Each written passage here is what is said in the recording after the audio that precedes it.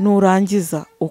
ukuremo ikariso, ikintu cyo kwicara ku matako y'umugabo, uje ukayicaraho umugabo, noneho umva uba umeze nk'uri kumusembura, kora ku mabere, asanga amabere yawe wararekuye, ako kanya ituro yaho ngaho ahita yakurasira nziza, ugahita umva mwese mugahita murangiza. Yambariye agatenge mu mabere, yambariye akantu mu mabere, nta bintu bihambiranye, ntacyo, ugahita umurasa agaturu k'inyuma keza gaturutse inyuma, umva ugahita ukamurasa,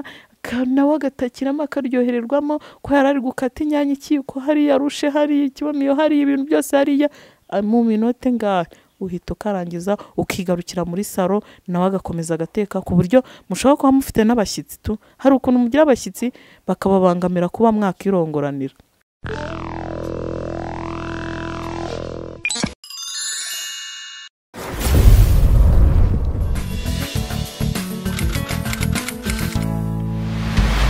Mwiriwe neza nshuti zanjye, ndabasuhuje, muri amahoro, mumeze neza, nizere ko mumeze neza. Uyu munsi ndumva mfite akanyamuneza, ndumva nishimye kuko namwe murabibona, ndimo guseka, ndimo kumwenyamo, murabona ko umunwa wanjye ntago ufatanya n'uwo hasi, byose ntago biri kumwe. Uyu munsi rero hari ikiganiro cyiza cyane, harakana abantu benshi ngiye kubibira ibanga, ni nk'ibanga ngiye kubibira, yaba umugabo yaba umugore, ngiye kubibira ibanga ry'ikintu mutari muzi kandi kiba cyiza gishimisha abantu babiri, umugore umugabo, ituru itunguranye. Noneho bigiye guseka mwikubite hasi ati noneho mana yanjye se ituru itunguranye ni iyihe? Ndabizi muhita mutangira mushyiraho komenti mumbaza ituri tunguranye, ariko ituri tunguranye abantu benshi, yaba umugabo yaba abagore, ntago muyizi. Itunguranye urabona nk'ukuntu nigaramiye hano muri salo, nigaramire muri salo, ndi umugabo, umugore hari mu gikoni harimo arateka, hihibikana ndi kwirebera agateleviziyo hariya, urumva. Noneho umugore hari ukuntu azanye nk'ibiryo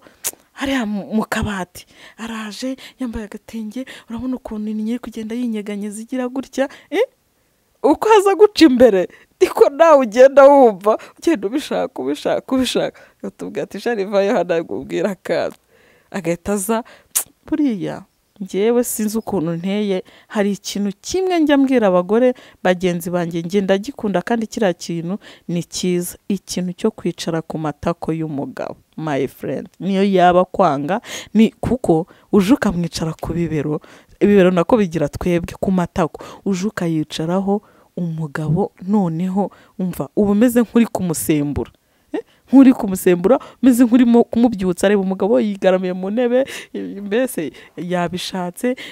ariko kureba ukuntu umuca imbere, kenyera agatenge kawe, ikibuno kirinyeganyije, kugenda umuca imbere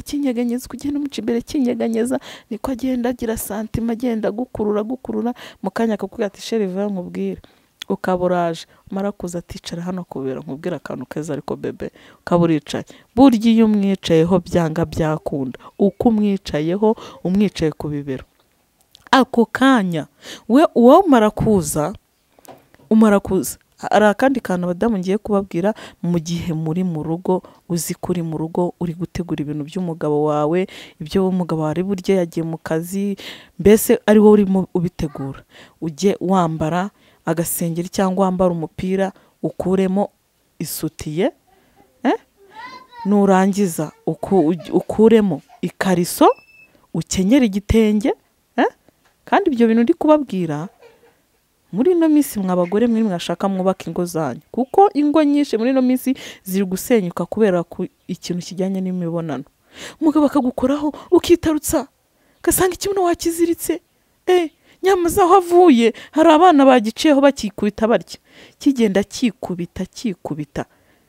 kandi uko ikibuno kikubita cy'umugore niko ni nawe mu mutwe agenda apfa. Kora surprise umugabo wawe niba ari mu rugo, ukuremo ibintu byose, wambara agasengero kadegeje cyangwa wambara agapira, wakenyera agatenge, ku buryo uri mu muceho akabona ikibuno cyawe nawe kiri kugira gutya. Burya uko ugenda umuca imbere twagenda avuga ati ariko sindeba na wa mukobwa wanciye imbere ikibuno kikubita n'umugore wanjye kikubita. Uko umuca imbere ahita guhamagara ati sherivayo hano hituze, aho hagera agukoraho ntasange wikanyaze, ntasange wambaye rwa rukariso rumwe ruboshye ikibuno, hoya ku kibuno buryo ari bukora kumva biroroshye, akora ku mabere asanga amabere yawe wararekuye, ako kanya ituro yaho ngaho umva ahagaramye ahita yakurasira nziza, ugahita umva mwese mugahita murangiza, ugahaguruka ukisubira mu gikoni nawe akimerera neza, kongera agakomeza filime ku buryo n'umwana ushobora guturuka hariya ntamenye ibyabaye, kubera ko ari ituro itunguranye kandi hari utuntu twamuvoma wagiye ukora, tukaba tugenda tumukurura.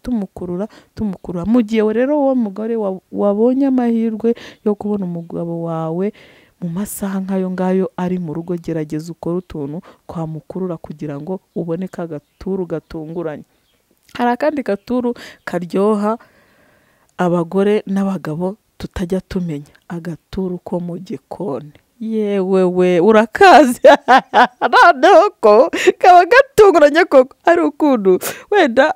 abasheri umwe abarire kuwa mutuma, sheri wamereje inyanya, undi nawe nkuzanira iki, nzanira iki, noneho buriya kariya kantu ugiye nasanze ari sawa, kubera ko kariya kantu akakurongora guturutse inyuma bikaryoha, n'uwashaka wakomeza ukikatira karoti zawe wibereye muri uko gusa. Kariya kantu nakaswe, kariya ko azagira umuntu ukagerageza rero mudafite shitani ariko atazagukubita ikimamiyo cyangwa umwuko, ya mumeze neza, wandebeye muri firigo aho ngaho inyanya nk'eshatu ukamereza ashaka ko dore nshyizeho amavuta n'igitunguru bidashirira, uhita ukamushyira, mara kumushyira buriya iyo ushaka kureba neza umugore wawe umuhera inyuma, ukamufata mu mugongo gutya hereye inyuma, noneho ukamwiyegamishaho, umva hariyaho uhita ukamurasa kihuse, mana yanjye yashaka ukakakora arimo akata karoti, arimo yikatira inyanya, harimo nawe ryohererwamo, buriya urakamurasa bya bindi nababwiye, kubera ko umugore niba ari mu gikoni yambarira agatenge mu mabere, yambarira akantu mu mabere, nta bintu bihambiranye ntacyo, ugahita umurasa agaturu k'inyuma keza gaturutse inyuma, ugahita ukamurasa nawe agatakiramo akaryohererwamo, ko yari ari gukata inyanya ikiko hariya, rushe hariya, ikibamiyo hariya, ibintu byose hariya, mu minota ngahe uhita ukarangiza ukigarukira muri saro, nawe agakomeza agateka, ku buryo mushobora kuba mufite n'abashyitsi hari ukuntu mugira abashyitsi bakababangamira kuba mwakirongoranira, ariko hari n'ukuntu ukamurasira mu gikoni, umugabo akigarukira muri saro, umugore nawe agategura, akazana ibiryo ku meza, abashyitsi ntibamenye n'uko byanagenze, bakajya babona umwe aricira undi akajisho, se umwe arisetswa,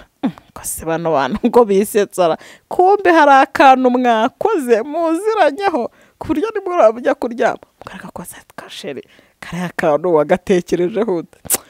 shaka uzajya uhita umugati, shaka ni agaturu gatunguranye, wa wundi yanyigishije ati nagiraga ndebe yuko kabicamo, kuko ati none nabonye uriya muti ukora, nukuri urakora, kandi ibyo bintu birakora pe, apana ibintu byo kwirirwa upapira ngo ni ngombwa, ngo ntabwo ibyo ari ngombwa.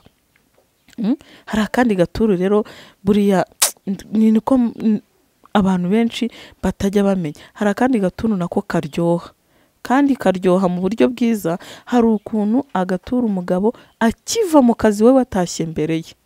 ashobora kuva mu kazi akaba arakomanze, urabizi saa atahira, urabizi igihe yamara gukomanga, wowe wamwiteguye, wambaye ka gakanzu tumwe bajya bita ngo ni robe, buriya turiya tuntu turobesha umugabo, tugatuma ashobora kuza yarafite n'ibintu byinshi agiye kukubwira, cyangwa se yanakurakare bamuguteranyijeho, umva agahita ujya kubona ukabona isura irahindutse. Umugabo akimara gukingura, we mugore mwitegure, buriya abagore bajya bavuga ko abagore ari twebwe dukomera, ariko burya umugabo ntagakomera, umugabo aroroha cyane. Umugabo uramutse umwiteguye, ukamwitegura mbere yuko aza,